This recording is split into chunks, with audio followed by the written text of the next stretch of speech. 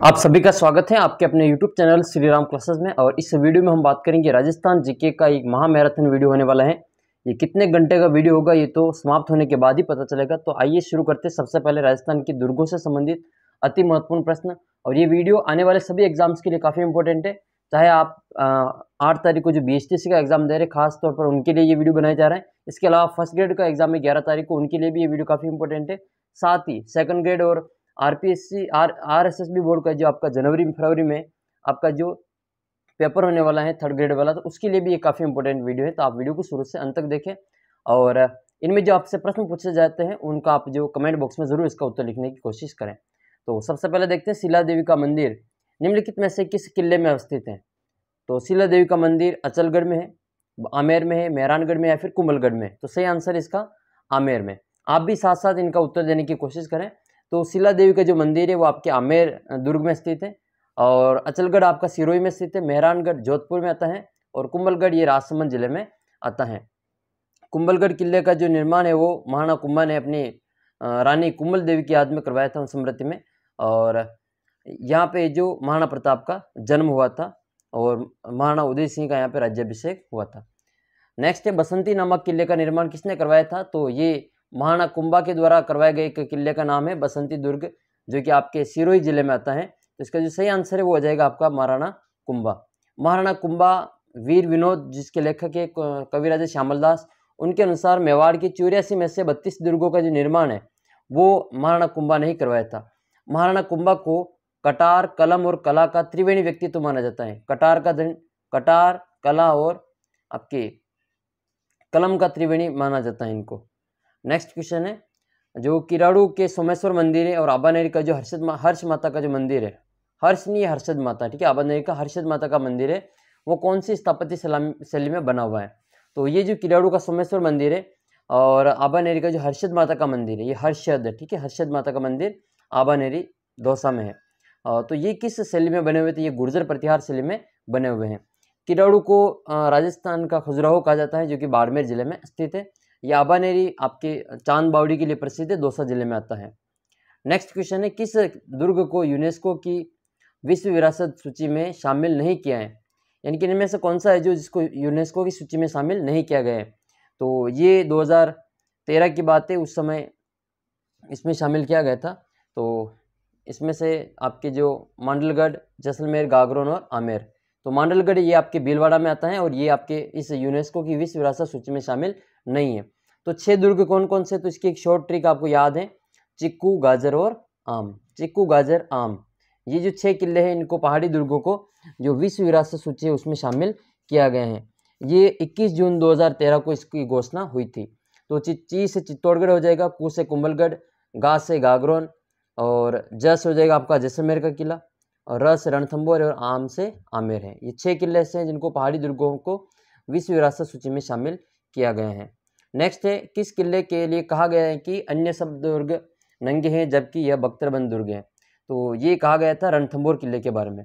रणथंभौर किले के बारे में जो इतिहासकार अबुल फजल हैं इन्होंने कहा कि बाकी सब दुर्ग तो बख्तरबंद है और ये दुर्ग है जो नंगा है। इसके अलावा कुंभलगढ़ के बारे में भी अबुल फजल की टिप्पणी है कि कोई पगड़ी वाला व्यक्ति नीचे से ऊपर की ओर देखता है तो उसकी पगड़ी जो नीचे गिर जाती है। तो ये कुंभलगढ़ और आपको रणथंभौर दोनों के बारे में इसकी जो कोटेशन है वो याद रखने हैं। ये किसने कहा था, अबुल फजल ने। ये रणथंभौर का जो सबसे प्रतापी शासक है वो राणा हमीर को यहाँ के राजा हुए राणा हमीर। तो हमीर को माना जाता है, हमीर अपनी हट के लिए प्रसिद्ध था, ठीक है। तो ये यहाँ पे आपको ध्यान रखना है। नेक्स्ट है रणथंभौर दुर्ग का जो पतन है वो कब हुआ था। तो ये 1301 की घटना है, तो सही आंसर हो जाएगा चौथा इसमें। 11 जुलाई 1301 को अलाउद्दीन खिलजी ने आक्रमण किया था यहाँ पे और 1301 में इसको विजित कर देता है। और इसी दुर्ग का नाम अलाउद्दीन खिलजी नहीं बदलता है, बाकी आपके 3 किले अन्य हैं। आपका जो चित्तौड़गढ़ का किला है 1303 वाला, वहाँ पे आक्रमण करके इसका नाम है जो बदल देता है। खिजराबाद अपने पुत्र खिजर खां के नाम पे इसका नाम खिजराबाद कर देता है। इसके अलावा जालौर का नाम जलालाबाद कर देता है और सिवाना का नाम जो आपके खैराबाद कर देता है। तो कन्फ्यूजन खिजराबाद और खैराबाद में होता है। तो सिवाना में आपके खैराबाद है और चित्तौड़ में आपके खिजराबाद है। तो इस प्रकार से आप इसमें याद करें। नेक्स्ट है तीरिया तेल हमीरहट चढ़े न दूजी बार, यह किस दुर्ग के शासक से संबंधित है। तो वही हमीर हट के लिए ये कहावत प्रसिद्ध है। और हमीर कहाँ का शासक था, तो ये रणथंभौर के शासक थे। बहुत ही प्रतापी और शरणागत की रक्षा करने वाले ये शासक थे। इन्होंने अपनी शरण में आए हुए जो मंगोल विद्रोही नेता थे मोहम्मद शाह और केहबरू, उनको ये यहाँ पे शरण दी थी, और इसके कारण इनको जो अलाउद्दीन खिलजी से जो युद्ध का सामना करना पड़ा। नेक्स्ट है बटनेर का किला कहाँ पे स्थित है, तो ये बटनेर का जो किला है वो आपके हनुमानगढ़ जिले में आता है। बटनेर का किला हनुमानगढ़ जिले में आता है, और भूपत भाटी ने इसका निर्माण करवाया था। और बटनेर के किले को जीत कर मंगलवार के दिन जीता था सूरत सिंह ने, इसलिए इसका नाम है जो हनुमानगढ़ पड़ गया है। नेक्स्ट है फिर आपके जूनागढ़ का किला। देखो जूनागढ़ का जो किला है वो आपके चिंतामणि दुर्ग के नाम से जाना जाता है। एक तो है गढ़ चिंतामणि जो कि आपका जोधपुर का मेहरानगढ़ किला आता है, और ये जो जूनागढ़ का किला है इसको जमीन का जेवर कहा जाता है, और चिंतामणि दुर्ग के नाम से इसको जाना जाता है। जो जूनागढ़ है वो राय सिंह ने इसका निर्माण करवाया था बीकानेर में, तो इसको आप विशेष ध्यान रखें। एक होता है जूना महल, तो जूना महल जो है आपके बीकानेर, ये जूनागढ़ तो बीकानेर में है, और जूना महल जो है आपके डूंगरपुर जिले में आता है। जो गेब सागर झील है उसके किनारे महल बना हुआ है। अगला प्रश्न है जल दुर्ग कहाँ पे स्थित है, तो देखो जल दुर्ग दो नदियों के संगम पर बनता है। तो ये काली सिंध और आहू नदी के संगम पर ये किला बना हुआ है। आपका गागरोन का किला वो जल दुर्ग कहलाता है। तो ये आहू और काली सिंध का जो संगम होता है वहाँ पे गागरोन का किला बना हुआ है, जो कि झालावाड़ जिले में आता है, ये जल दुर्ग है। इसके अलावा जल दुर्ग की बात करें तो आपका जो चित्तौड़गढ़ जिले में भैंसरोडगढ़ का जो किला है, जिसको हम राजस्थान का वेल्लोर कहते हैं, इसका निर्माण दो व्यापारियों ने करवाया था। एक तो भैंसा शाह और दूसरे का नाम है रोड़ाचारण, उन्हीं के नाम पर इसका नाम है जो भैंसरोडगढ़ रखा गया है।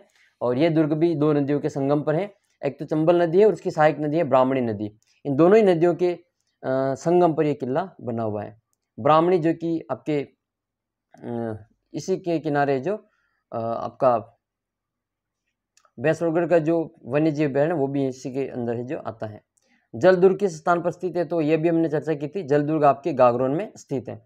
अजमेर का जो किला है इसको ये मैगजीन का दुर्ग कहते हैं, अकबर का किला कहलाता है। इसके अलावा एक और किला इसमें तारागढ़ का दुर्ग, जो कि आपके अजमेर जिले में स्थित है। आमेर का किला जयपुर में स्थित है। सिवाना आपके बाड़मेर में आता है, और मारवाड़ के जो शासक हुए उनकी संकटकालीन राजधानी कहलाता है सिवाना दुर्ग।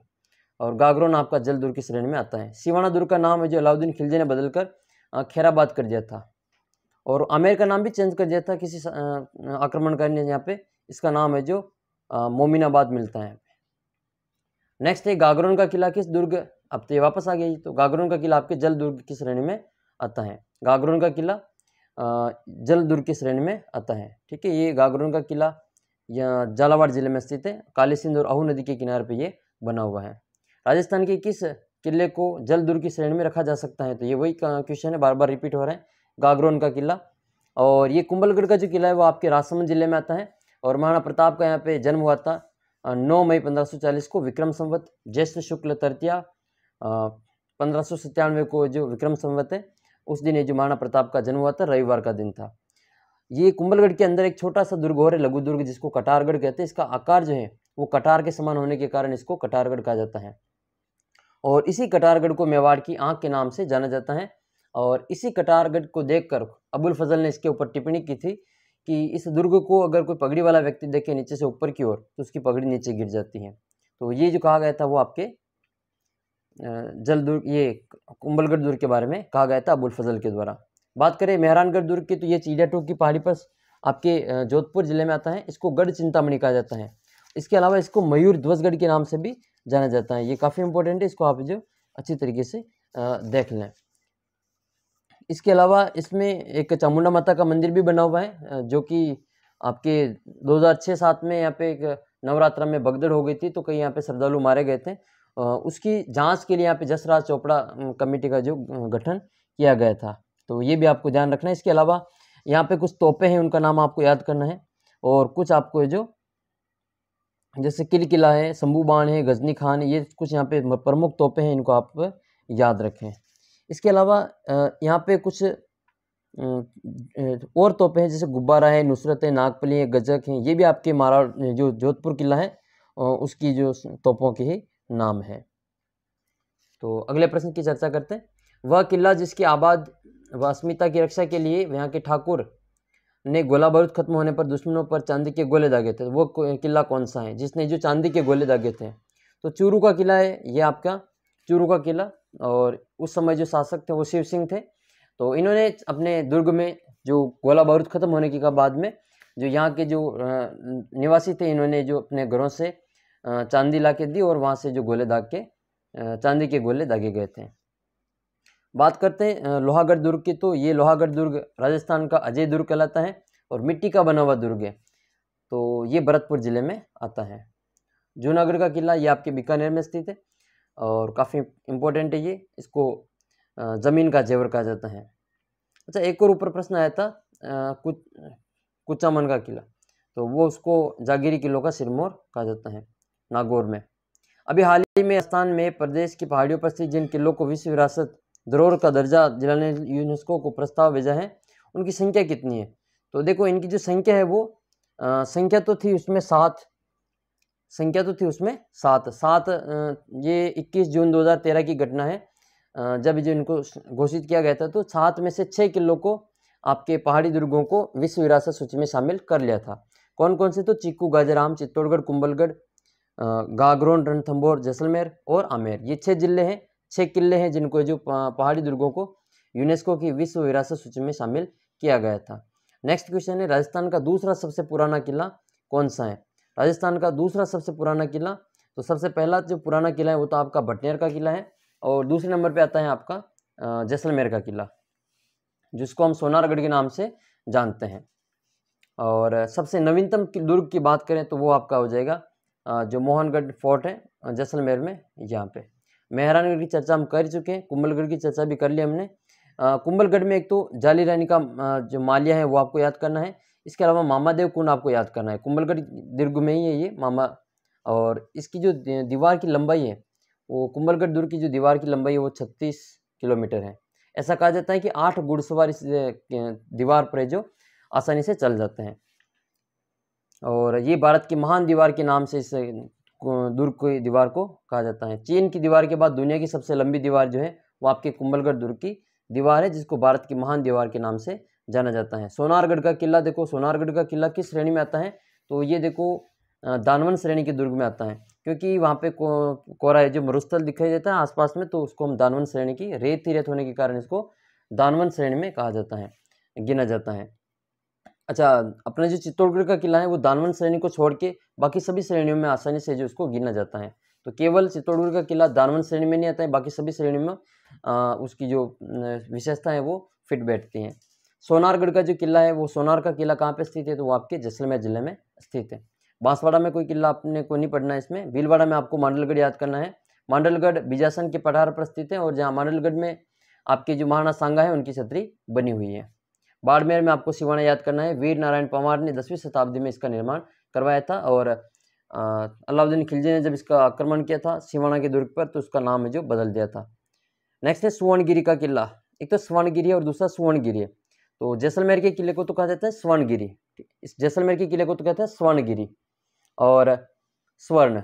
और ये जो आपका जालोर का किला है इसको कहा जाता है सुवर्णगिरी। ठीक है, तो जालोर वाले को सुवर्णगिरी कहते हैं और इसको कनकाचल सुवर्ण यानी कि इसको कनकाचल भी कहा जाता है, तो ये याद रखना है। जयगढ़ का जो किला है वो आपके ईगल की पहाड़ी पे बना हुआ है। जयगढ़ का किला ईगल की पहाड़ी, विशेष याद रखना है। ईगल चील को कहते हैं, तो चील के आकार की पहाड़ी उसके ऊपर ये बना हुआ है और ये आपके जयपुर में स्थित है। आपातकाल के दौरान जो उस समय प्रधानमंत्री थी इंदिरा गांधी, उन्होंने इस दुर्ग की जो खुदाई करवाई थी और यहाँ पे जो काफ़ी ऐसा कहा जाता है कि सोना चांदी जो ट्रकों में भर भर के दिल्ली भेज दिया था। ये है आपका जयगढ़ जयपुर वाला।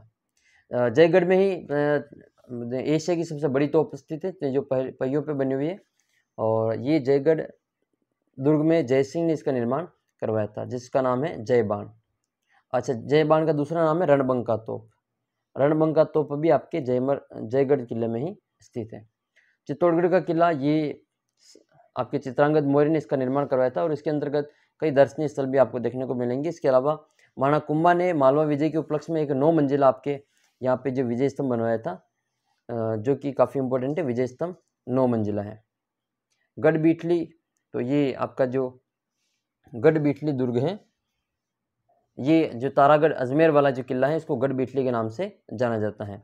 एक तारागढ़ बूंदी में भी है, ये राजस्थान का तिलस्मी दुर्ग कहलाता है। और रणथंभौर किले की बात हमने कर ली और मेहरानगढ़ के बारे में भी हमने पहले इसकी चर्चा कर ली है। नेक्स्ट है कोसवर्धन किले के नाम से प्रचलित है, तो ये कोसवर्धन जो किला है वो आपके शेरगढ़ का जो किला है वो कोसवर्धन जो धौलपुर में 12 में आता है, शेरगढ़ का किला, उसको कोसवर्धन दुर्ग के नाम से भी जाना जाता है। बटनेर का किला आपके हनुमानगढ़ जिले में है।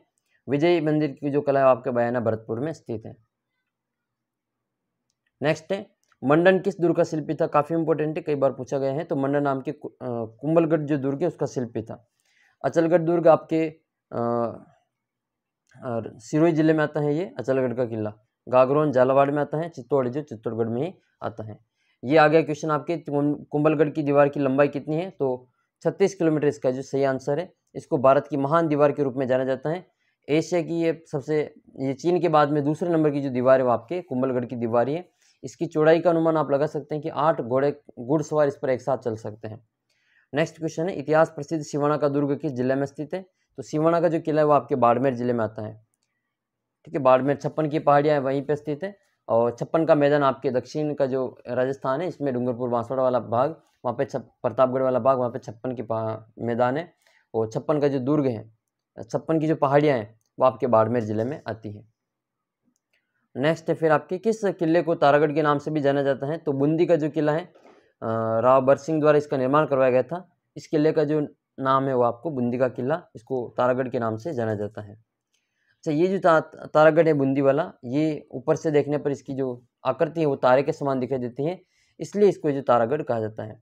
लेकिन जो अजमेर वाला तारागढ़ है उसमें जो एक सिसोदिया शासक हुए राजा हुए, सांगा के छोटे भाई थे, वो सांगा के बड़े भाई जो पृथ्वीराज सिसोदिया, उसको उड़ना राजकुमार के नाम से जाना जाता है।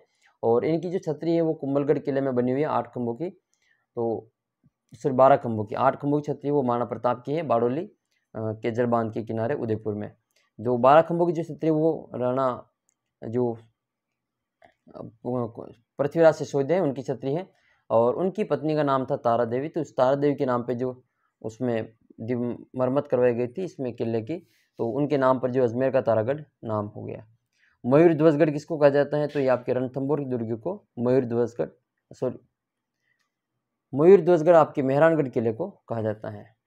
सोनारगढ़ का जो दुर्ग है वो आपके जैसलमेर जिले में आता है, इसको स्वर्णगिरी के नाम से भी जाना जाता है। मेहरानगढ़ दुर्ग का जो निर्माण है वो आपके राव जोधा ने करवाया था, और राव जोधा ने ही जोधपुर की स्थापना की थी। वो 12 मई 1559 को इसकी स्थापना की थी, और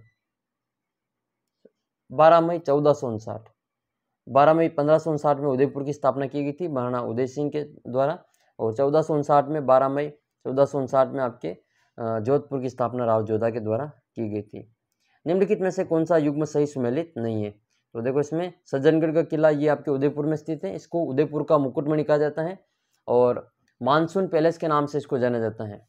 नाहरगढ़ का किला ये आपके अजमेर में नहीं है, ये गलत हो गया। नाहरगढ़ आपके इसको सुदर्शनगढ़ के नाम से भी जाना जाता है, ये आपके जयपुर में है।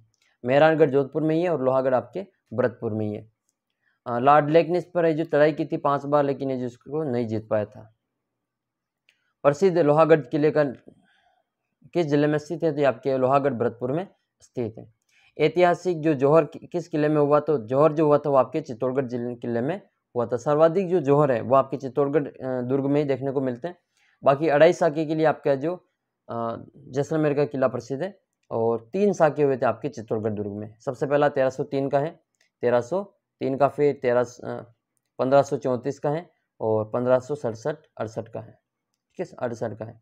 तो ये 3 साके आपके जो चित्तौड़गढ़ में देखने को मिलते हैं, जो कि इतिहास में सर्वाधिक है। बाकी रणथंभौर में 1301 में साका हुआ था, और यहाँ पे जल जौहर भी हुआ था। तारागढ़ आपके 2 हैं, एक तो अजमेर में है और दूसरा बूंदी में है। कुंभलगढ़ आपका राजसमंद जिले में आता है। तो ये दुर्गों से संबंधित कुछ महत्वपूर्ण प्रश्न थे। अब हम देखते हैं राजस्थान के संत संप्रदाय से संबंधित कुछ महत्वपूर्ण प्रश्न। गरीबदास जी, संतदास जी, जगन्नाथ जी और माधोदास जी आदि संत के संप्रदाय से संबंधित हैं। तो ये सभी जो संत हैं वो आपके दादूपंथी से संबंधित हैं। दादूपंथ जो कि आपका जयपुर में जो नारायणा स्थान है वहाँ पर है, जो इनका प्रसिद्ध उपासना स्थल है, जिसको अलख दरीबा कहा जाता है। दादू की खोल, जहाँ पे जो दादू ने तपस्या की थी, और बेराना पहाड़ी, ये सभी दादू पंथ से संबंधित हैं। दादू के जो 52 शिष्य थे उनको 52 स्तंभ कहा जाता है, जिनमें से ये अलग अलग इनकी शाखा हैं, 5 शाखा मानी जाती हैं। इनमें से जो नागा शाखा है इसके संस्थापक आपके सुंदरदास जी माने जाते हैं। अगला प्रश्न आपके रामसनी, अच्छा इसमें देख लेते हैं रामसनी संप्रदाय। तो रामसनी संप्रदाय जो है आपकी, इसकी 4 पीठ है राजस्थान में। एक तो शाहपुरा भीलवाड़ा में है, जिसके संस्थापक रामचरण जी हैं, और इनके जो बचपन का नाम था वो रामकृष्ण था। इसके अलावा यहाँ पे फूल डोल महोत्सव भी प्रसिद्ध है, भीलवाड़ा का जो शाहपुरा है वहाँ का, चैत्र महीने में इसका आयोजन किया जाता है। और जसनाती संप्रदाय जो है आपके कतरिया सर बीकानेर में है, अग्नि नृत्य के लिए प्रसिद्ध है। अगला प्रश्न है, पाबू जी को किसका अवतार माना जाता है? तो पाबू जी को लक्ष्मण का अवतार माना जाता है। करेक्ट आंसर इसका पाबू जी को लक्ष्मण का अवतार माना जाता है। राजस्थान में ऊँट लाने का जो श्रेय है वो पाबू जी को ही जाता है, और इनकी जो घोड़ी है इसका नाम था केसर कालमी, ये आपको विशेष ध्यान रखनी है। अगला क्वेश्चन है, विष्णुई संप्रदाय का संस्थापक कौन था? तो विष्णुई संप्रदाय के जो संस्थापक हैं, जिनको पर्यावरण संत के नाम से भी जाना जाता है, जाम्बोजी। जाम्बोजी का जो जन्म वो आपके पीपासर नागौर में हुआ था, पीपासर नागौर में। लेकिन इनका जो निर्माण हुआ था वो आपके समाधि जो किया गया था इनको, वो आपके बीकानेर जिले में किया गया था। अगला क्वेश्चन, अच्छा हड़बू जी को जो सगुन शास्त्र के ज्ञाता माना जाता है, इनकी गाड़ी की पूजा की जाती है। गोगा जी, ये आपके गायों की रक्षा के लिए भी इन्होंने अपने प्राण दे दिए थे, और गोगा जी का जो नाम से 2 स्थान प्रसिद्ध है, एक तो गोगा मेडी और एक दुर्मेडी, तो दोनों ही बहुत ही फेमस है, और शीर्ष मेडी और दुर्मेडी। तो इसके अलावा गोगा जी की जो ओल्डी है सांचौर, वो भी प्रसिद्ध है। नेक्स्ट है फिर मिलान करनी है। देखो पाबू जी आपके कोल्लू से संबंधित है, जिसका इनका मंदिर आपके जोधपुर में बना हुआ है, पाबू जी का मंदिर जोधपुर कोल्लू में। और गोगा जी जो है आपके गोगा मेडी से संबंधित है। तेजा जी आपके पर्वतसर से संबंधित है। मल्लीनाथ जो है आपके, ये गलत हो गया, तो ये पीछे आ गया वाला गलत है। मल्लीनाथ जी आपके तिलवाड़ा बाड़मेर में आते हैं, ठीक है, तिलवाड़ा बाड़मेर में इनका मेला लगता है लूनी नदी के किनारे, तो ये आपके गलत है, बाकी तीनों ये सही है। संत मावजी का संबंध, तो ये संत मावजी जो है आपके डूंगरपुर जिले से संबंधित हैं, संत मावजी डूंगरपुर जिले से। नाता क्या है? तो नाता एक रिश्तों का प्रकार है, एक रिश्तों का प्रकार है। खालसा पंथ की स्थापना किसने की? तो ये खालसा पंथ की जो स्थापना है वो आपके गुरु गोविंद सिंह ने की थी। सही आंसर हो जाएगा इसका गुरु गोविंद सिंह है। नेक्स्ट है, मृतक को शमशान में ले जाने के लिए प्रयुक्त बांस या लकड़ी की जो अर्थी होती है उसको क्या कहा जाता है? तो उसको अर्थी कहा जाता है। क्या कहते हैं इसको? अर्थी कहते हैं। राजस्थान में प्रचलित मृत्यु भोज को क्या कहते हैं? तो मृत्यु भोज को कहा जाता है मौसर। ये मृत व्यक्ति का जब हम उसका भोज किया जाता है उसको मौसर कहते हैं, जबकि जीवित का कहते हैं उसको जोसर कहते हैं। नेक्स्ट है, वयोवृद्धों की देहावसान पर ले जाते समय रास्ते में अर्थी पर कुछ पैसे फेंके जाते हैं, उनको क्या कहते हैं? तो पैसा जो फेंकते हैं उसको बखेर कहा जाता है, बखेर। और सामेला जो है आपके विवाह से संबंधित है। भील ग्रास्य जनजाति में आपके दापा क्या होता है? तो दापा ये होता है कि कन्या पक्ष द्वारा वर पक्ष से कन्या के बदले जो धनराशि ली जाती है उसको दापा कहते हैं। ये भील ग्रास्य जनजाति में संबंधित है दापा। नेक्स्ट है, पर्यावरण चेतना जैसी आधुनिक शब्दावली का महत्व बताने वाले महत्व बहुत पहले किस संत ने बताया या जान लिया था? तो वो थे आपके संत जाम्बोजी। अच्छा, मुकाम जो आपके बीकानेर में है वो वहाँ पे इनकी समाधि स्थल है, पूजा स्थल जो आपके यहीं पे स्थित है, जाम्बोजी का मुकाम में। पिपाजी जो है वो आपके इनके बचपन का नाम यानी शासक थे गागरोन के, खिंची शासक प्रताप सिंह, और बाद में ये फिर संत बन गए पिपाजी, जो दर्जी समुदाय के आराध्य देव हैं। नेक्स्ट है, मोताना प्रथा का संबंध में कौन सा सही है? तो मोताना जो प्रथा है वो आपके किसी व्यक्ति की जो संदिग्ध मृत्यु होने पर मृत्यु स्थान पर स्वामी से हर्जाना वसूलना मोताना प्रथा होती है, ये आदिवासियों में प्रचलित है। शाहपुरा भीलवाड़ा में किस संप्रदाय की पीठ स्थित है? तो ये आपके रामसनी संप्रदाय की पीठ है। रामचरण जी यहाँ के संस्थापक थे। इसके अलावा इनकी अन्य पीठ तो आपको जो खेड़ापा जोधपुर में है, रेण दरियावजी, ठीक है, तो ये इनकी जो प्रमुख पीठ है। सिंहतल ये भी आपके बीकानेर में है। और निम्बार्क संप्रदाय की जो पीठ प्रधान पीठ है वो सलेमाबाद अजमेर में है, रूपनगढ़ नदी के किनारे। वल्लभ संप्रदाय आपके नाथद्वारा में स्थित है। दादू संप्रदाय नारायणा जयपुर। जाम्बू जी के अनुयायी किस रूप में पूजे जाते हैं? तो वो विष्णु के रूप में पूजे जाते हैं। विश्नोई के रूप में। नाथपंथी जसनाती संप्रदाय से संबंधित है। जो जोधपुर का मंदिर है महामंदिर, वो आपके नाथ संप्रदाय से संबंधित है। और जालोर का जो सीरे मंदिर है वो भी आपके नाथ संप्रदाय से संबंधित है। जो जोधपुर के महाराजा हुए मान सिंह, वो एक नाथ संप्रदाय के प्रसिद्ध जो अनुयायी रहे हैं। समराथल दौरा जो है वो आपके किस जिले में स्थित है? तो समराथल दौरा आपके बीकानेर में स्थित है और ये जाम्बोजी से संबंधित है। नेक्स्ट है विश्नोई संप्रदाय के प्रवर्तक जो है आपके गुरु जम्बेश्वर, इनका मुख्य स्थान कौन सा है? तो वो आपके मुकाम आ जाएगा। मुकाम तालवा ये आपके बीकानेर में आते हैं। अच्छा, बालोतरा की बात आई तो बालोतरा लूनी नदी के प्रदूषण का कारण है। लूनी नदी जो प्रदूषित होती है वो बालोतरा में होती है। इसके अलावा लूनी नदी बालोतरा तक जो मिट्टी होती है उसके बाद में खारी हो जाती है, तो ये आपको विशेष ध्यान रखना है। नोखा आपके बीकानेर में है, जबकि नोख पूछे तो आपके जैसलमेर में है। वहाँ पे सोलर पार्क विकसित किया जा रहा है नोख जैसलमेर में, और नोखा आपके बीकानेर में।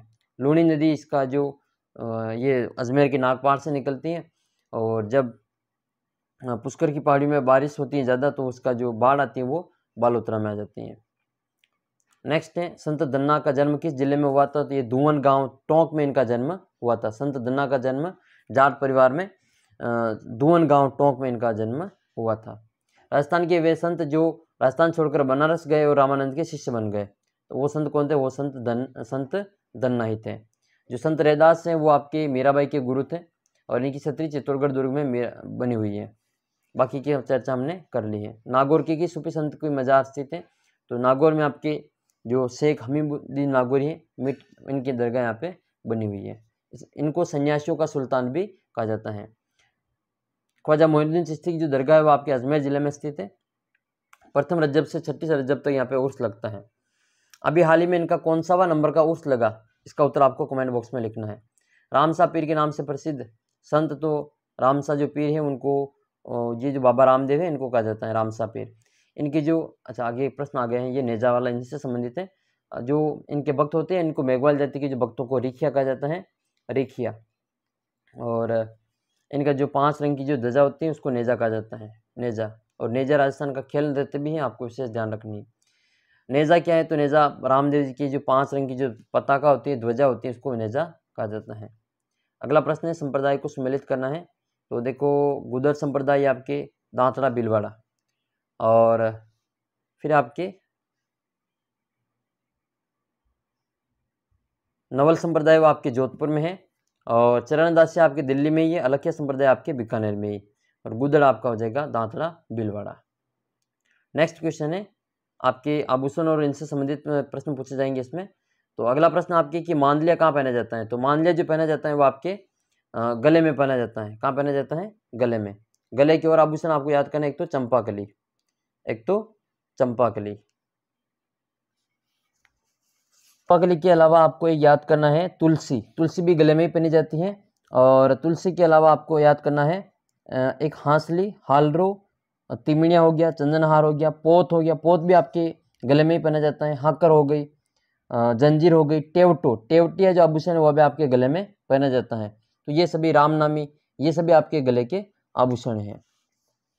बात करें भुजाओं की, तो भुजाओं पर जो आभूषण पहने जाते हैं इनमें आपके याद रखना, एक तो आपका टड्डा हो गया, अनंत हो गई, और ये आपके भुजा पर पहना जाता है। और कलाई पर जो आभूषण पहनते हैं, कलाई पर आपके तो एक तो मोकड़ी, यानी कि जो लाख की चूड़ियाँ होती हैं उनको मोकड़ी कहते हैं। कातरिया हो गया आपके, कांच की चूड़ियाँ को कातरिया कहते हैं। इसके अलावा आपके एक याद करना है नोगरी। नोगरी आभूषण पूछा जा रहा है आजकल, तो नोगरी आपके गले में पहना जाता है, सॉरी कलाई में पहना जाता है नोगरी आभूषण। एक नेवरी आभूषण जो कि पैरों में पहना जाता है, वो पैर का है नेवरी, ये नोगरी आपके कलाई का आभूषण है।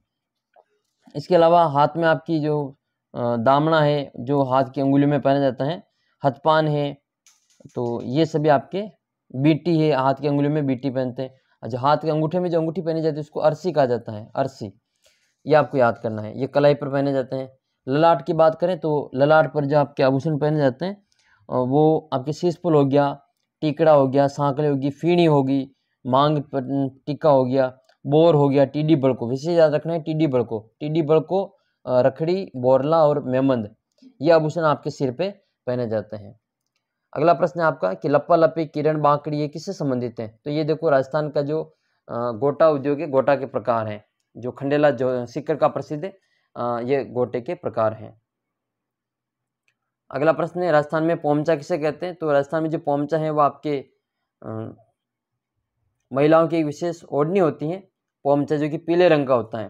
पोमचा कब भेजा जाता है? तो जब कोई स्त्री माँ बनती है तो उस समय जो पोमचा भेजा जाता है ये भी अलग अलग कलर का होता है। जब लड़की का जन्म होता है तो आपके गुलाबी रंग का पोमचा भेजते हैं, और लड़के का जन्म होता है तो उस समय पीला पोमचा भेजा जाता है।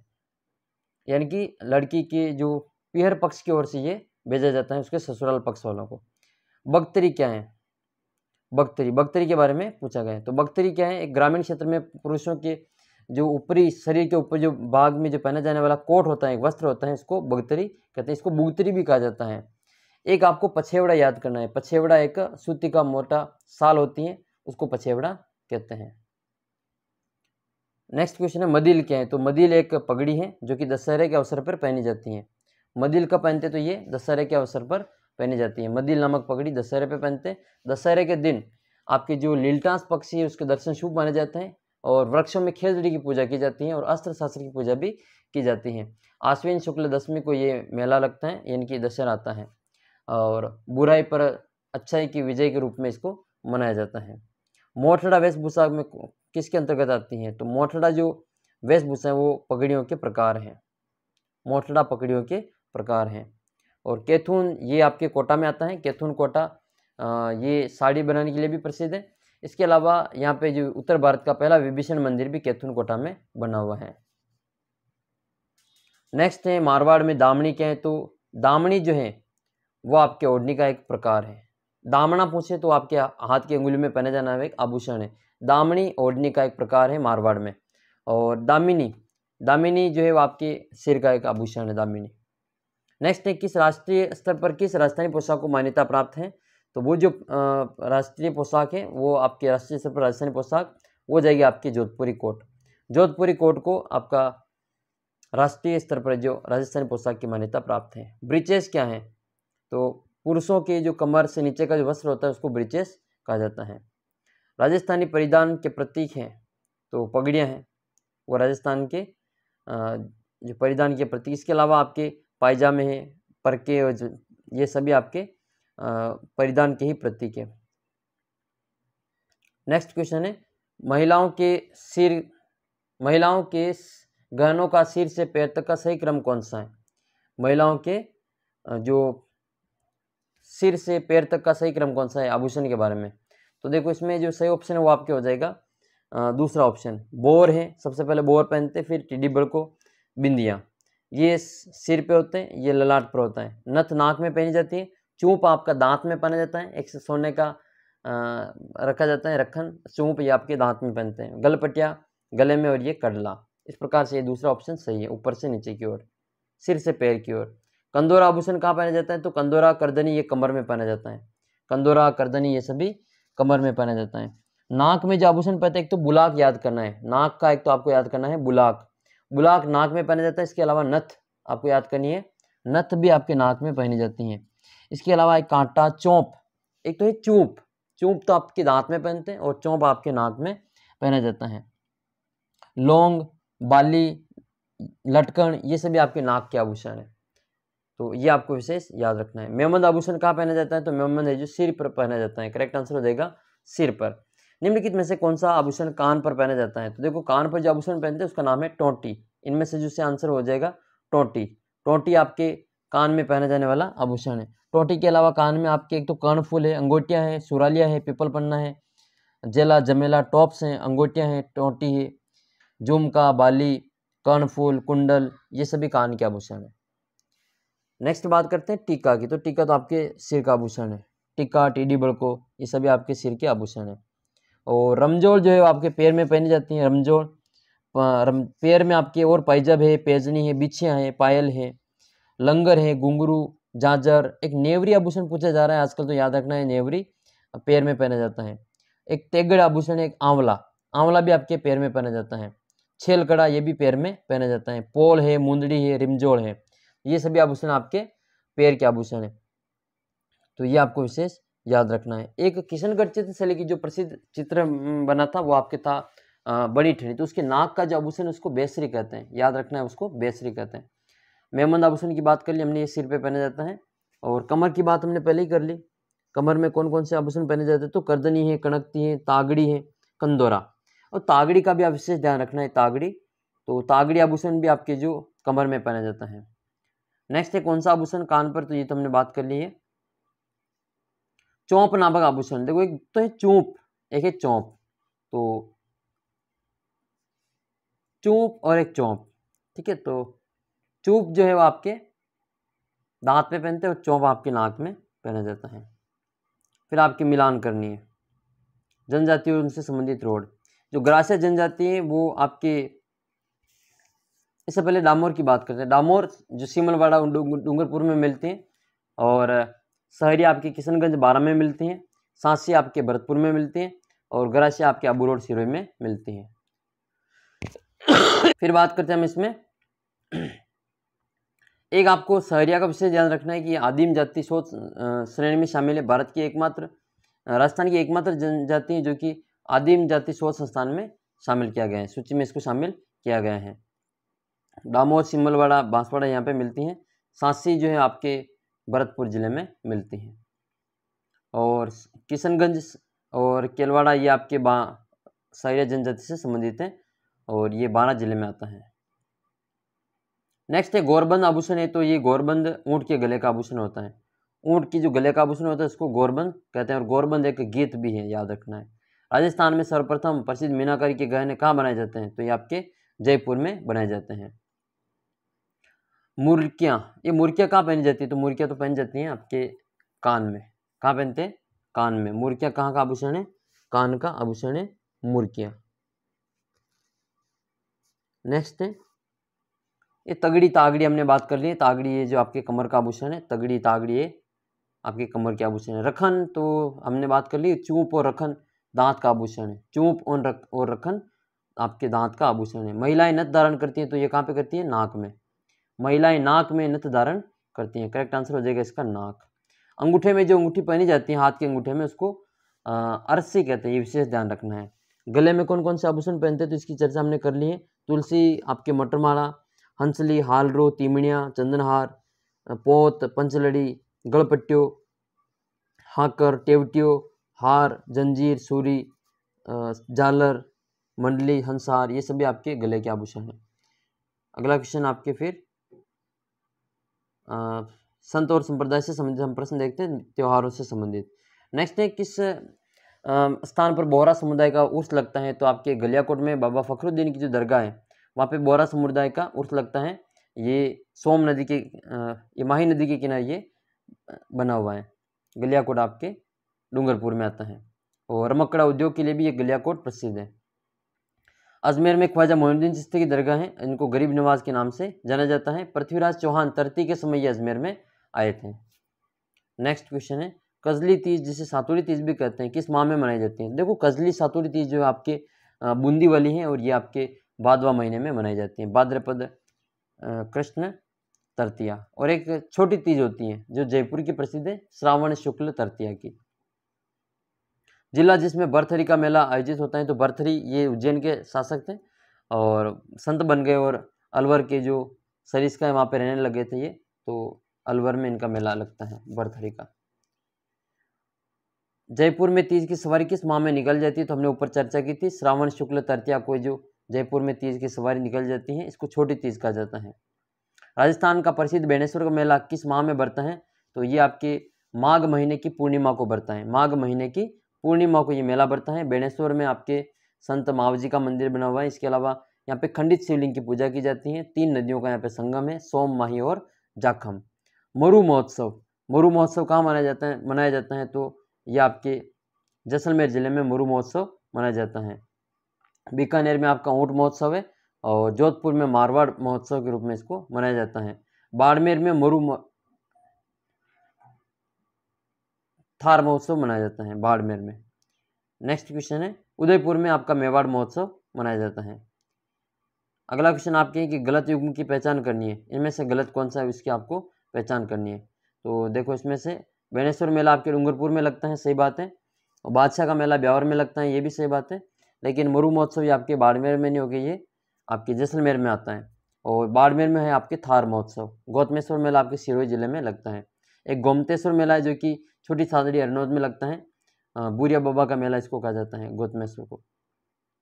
तेजाजी का मेला कहाँ लगता है? तो तेजाजी का जो मेला है वो आपके परबतसर नागौर में लगता है। इसके अलावा तेजाजी के जो मेले हैं वो आपके खरनाल में भी लगता है। और एक आपको बांसी दुगरी नाम सुना होगा आपने, बांसी दुगरी, यहाँ पे भी तेजाजी का मेला लगता है जो कि बूंदी जिले में स्थित है। बांसी दुगरी जो कि बूंदी जिले में आती है, यहाँ पे भी तेजाजी का मेला लगता है। और एक भंवरगढ़ का मेला है, वो भी आपके तेजाजी से संबंधित है। गरासिया, ये सहरिया जनजाति का मेला है, भंवरगढ़ का मेला तेजाजी का। अजमेर में प्रतिवर्ष उर्स किस समय लगता है? तो पहली रजब से छठी रजब तक ये मेला, कहीं पे आपको छठी रजब मिलेगी, कहीं पे 9 रजब तक मिलेगी। तो पहला इसका आंसर सही है, पहली रजब से 9वीं रजब तक इसका मेला लगता है। अच्छा, ये भी प्रश्न ऊपर आया था, बोहरा समुदाय का उर्स कहाँ लगता है? तो आपके गलियाकोट में लगता है। और गलियाकोट फखरुद्दीन की दरगाह के लिए प्रसिद्ध है। इसके अलावा बोहरा समुदाय का एक और आपको याद रखना है, अब्दुल्ला पीर की मज़ार जो कि आपके भगवानपुरा में बांसवाड़ा में स्थित है। अगर आपको गलियाकोट ऑप्शन में नहीं दिखे तो आप फिर वो जो अब्दुल्ला पीर की मज़ार है बांसवाड़ा वाली भगवानपुरा, तो वो आप कर सकते हैं। बादशाह का मेला कहाँ बढ़ता है? तो ये ब्यावर में बढ़ता है। काफ़ी इंपॉर्टेंट है ये, बादशाह का मेला ब्यावर में बढ़ता है। और भरतपुर में जो बढ़ता है वो आपके भोजन थाली का मेला लगता है। ठीक है, डी कमा, ये भोजन थाली का मेला। कानन मेला जो लगता है आपको बाड़मेर जिले में लगता है। जबकि राजस्थान का नंदन कानन आपके सिलीसेट जिले को कहा जाता है। पुष्कर मेला लगता है आपके नवंबर महीने में, अक्टूबर नवंबर। अब ये ऑप्शन इसमें के गलत ये दे रखे हैं, 2 एक जैसे। बाकी जो पुष्कर जो मेला है वो आपके कार्तिक पूर्णिमा को इनका मेला लगता है। कार्तिक एकादशी से लगा के कार्तिक पूर्णिमा तक इनका मेला बढ़ता है। पुष्कर की भांति आपके कोलायत बीकानेर में भी कार्तिक पूर्णिमा को ही मेला लगता है। और चंद्रभागा पशु मेला भी आपके कार्तिक पूर्णिमा को ही लगता है, जो कि झालावाड़ जिले में आता है। नेक्स्ट है फिर राजस्थान के सचिवों से संबंधित, प्रशासनिक व्यवस्था से संबंधित प्रश्न है। राजस्थान का मुख्य सचिव कौन होता है? तो राजस्थान का मुख्य सचिव भारत का जो भारतीय प्रशासनिक सेवा का वरिष्ठतम अधिकारी, जो सीनियर IAS अधिकारी होता है वो आपका होता है मुख्य सचिव, ये भी ठीक है। मुख्यमंत्री का विश्वास पात्र होता है, ये भी ठीक है। शासन सचिव का मुखिया होता है, ये भी ठीक है। उपरोक्त सभी इसका आंसर है। अभी वर्तमान में मुख्य सचिव कौन है? तो ये है उषा शर्मा। उषा शर्मा अभी वर्तमान में मुख्य सचिव है और ये राजस्थान की दूसरी महिला मुख्य सचिव है। इनसे पहले मुख्य सचिव कौन थी? तो वो थी आपके कुशल शर्मा। ठीक है भैया, कुशल शर्मा ये आपके कुशल सिंह हैं, कुशल शर्मा नहीं, कुशल सिंह। ये 2009 में मुख्यमंत्री अशोक गहलोत थे, उस समय भी उनके समय ये मुख्य सचिव रही कुशल सिंह। और अभी जो मुख्यमंत्री अशोक गहलोत, उन्हीं के समय में दूसरी महिला मुख्य सचिव बनी है, जो भी वर्तमान में भी है। इनका नाम है उषा शर्मा। नेक्स्ट है, राजस्थान के पहले मुख्य सचिव कौन बने थे? तो के राधाकृष्णन राजस्थान के पहले मुख्य सचिव बने थे। भारतीय प्रशासनिक सेवा के राजस्थान संवर्ग के मुख्य सचिव की हुआ था, तो ये 1958 में हुआ था। के राधाकृष्णन ने राजस्थान का प्रथम मुख्य सचिव बनने का गौरव कब प्राप्त किया था? तो ये 13 अप्रैल 1949 को ये पहली बार राजस्थान के मुख्य सचिव बने थे। नेक्स्ट है, किस गवर्नर जनरल ने भारत में मुख्य सचिव पद का सृजन किया था? तो ये लॉर्ड वेलेस्ली था। राजस्थान की पहली महिला मुख्य सचिव कौन है? तो वो हो जाएगी आपके कुशल सिंह, श्रीमती कुशल सिंह। अभी वर्तमान में कौन है? तो अभी जो वर्तमान में है वो आपके उषा शर्मा है, जो दूसरी महिला मुख्य सचिव है। राज्य के मुख्य सचिव की नियुक्ति कौन करता है? तो ये आपके मुख्यमंत्री करते हैं। एक समिति बनती है जिसकी सिफारिश पर जो राज्यपाल की नियुक्ति करते हैं, तो उसका जो मुखिया होता है वो आपके मुख्यमंत्री ही होता है। राज्य में मुख्य सचिव की नियुक्ति की योग्यता का मापदंड क्या है? तो एक तो वरिष्ठता, जो सीनियर IAS होता है, कार्य निष्पादन क्षमता है और मुख्यमंत्री का विश्वास पात्र, यानी कि उपरोक्त सभी। वर्तमान राजस्थान में जो राजस्थान के मुख्य सचिव वो कौन है? तो वो है अभी उषा शर्मा। ये पुराने दे हो गए, इनका आपको नाम याद नहीं रखना है। अभी जो है वो उषा शर्मा है, राजस्थान की दूसरी महिला मुख्य सचिव है। राजस्थान में मुख्यमंत्री कार्यालय की स्थापना 1951 में हुई थी। अगला प्रश्न आपकी जनगणना से संबंधित है, तो देख लेते हैं जनगणना की क्वेश्चन। वर्ष 2011 के अंतिम आंकड़े जो 2013 में जारी हुए थे, इनके अनुसार राजस्थान की कुल जनसंख्या कितनी है? तो 685 आपको याद करना है। 685 इसका सही आंसर है। ठीक है, 685 याद कर लेना है। 2001 से 2011 के मध्य में राजस्थान में कितनी जनसंख्या प्रतिशत में वृद्धि हुई है? तो आपकी 21.3 ये राजस्थान की जनसंख्या वृद्धि दर है। सर्वाधिक जनसंख्या वाला जिला कौन सा है? तो आपके जयपुर हो जाएगा। जयपुर सर्वाधिक जनसंख्या वाला है और सर्वाधिक जनघनत्व भी आपके जयपुर जिले का ही है। न्यूनतम जनसंख्या वाला जिला आपके जैसलमेर है और सबसे कम जनघनत्व भी आपके जैसलमेर जिले की है, जिसका जनघनत्व है 17 और जयपुर का है 595। पूरे राजस्थान की बात करें तो इसका जनघनत्व है आपके 200। राजस्थान का जनघनत्व कितना है तो ये आपके 200 व्यक्ति प्रति वर्ग किलोमीटर। अच्छा, जनघनत्व क्या होता है? एक वर्ग किलोमीटर में रहने वाले लोगों की संख्या को जनघनत्व कहते हैं। तो पूरे राजस्थान का लगभग 199 200 के लगभग है जो इसका जनघनत्व है। सबसे अधिक आपके 595 जयपुर का है, सबसे कम 17 आपके जैसलमेर का है।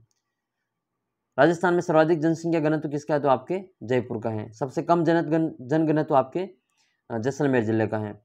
सर्वाधिक दशकीय वृद्धि दर वाला जिला कौन सा है तो वह बाड़मेर का है 32.5 और सबसे कम है आपके गंगानगर जिसकी है 10% इसकी वृद्धि दर है। राजस्थान की वृद्धि दर आपके 21.3। न्यूनतम दशकीय वृद्धि दर वाला जिला कौन सा है तो आपके गंगानगर है। बाड़मेर में 2001 से 2011 के मध्य कितने प्रतिशत जनसंख्या वृद्धि हुई तो ये आपके 32.5 और गंगानगर में कितनी है तो आपके 10% है। राजस्थान के किस जिले में नगरीय जनसंख्या सर्वाधिक है तो आपके जो ऑप्शन दे रखे इनके अनुसार दौसा की नगरीय जनसंख्या सर्वाधिक है। और राजस्थान के किस जिले में बाकी नगरीय जनसंख्या कोटा जिले की सर्वाधिक है। किस जिले की न्यूनतम नगरीय जनसंख्या तो आपके डूंगरपुर की है। डूंगरपुर में नगरीय जनसंख्या कम है, ग्रामीण जनसंख्या ज़्यादा है।